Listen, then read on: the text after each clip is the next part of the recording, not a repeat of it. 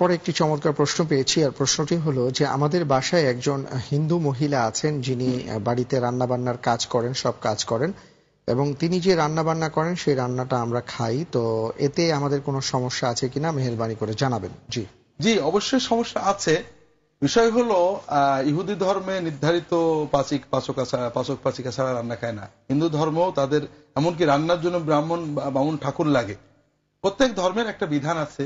আমাদের ধর্ম উন্মুক্ত, কিন্তু অমুসলমান যারা, তারা আমাদের রান্না পাক পবিত্রতা, আমরা যেটাকে পাক মনে করি তারা না পাক মনে করেন, আমরা যেটাকে না পাক মনে করি তারা পাক মনে করেন।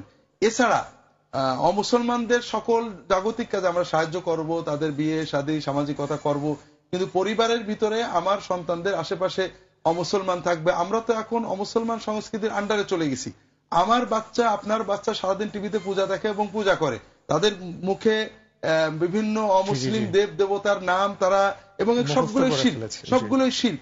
আমরা শিরকের অতল তলে তলিয়ে যাচ্ছি। এই জন্য আপনার বাড়িতে আমার বাড়িতে যে ব্যক্তি থাকবেন, কাজ করবেন, তিনি মুখে আল্লাহ নাম নেবেন, নামাজ পড়বেন, আমার বাচ্চা এটা খাবে, এইটুকু যদি ঈমান আমাদের না থাকে তাহলে কিভাবে আমরা ঈমানদার হয়ে আল্লাহ তাআলার কাছে যাব?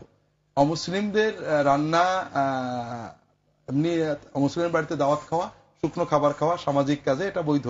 তবে আমরা বাড়িতে যারা আমাদের রান্না করবেন অবশ্যই চেষ্টা করতে হবে ধার্মিক দিনদার মুসলমান নারী বা পুরুষের রান্না খাওয়ার জন্য।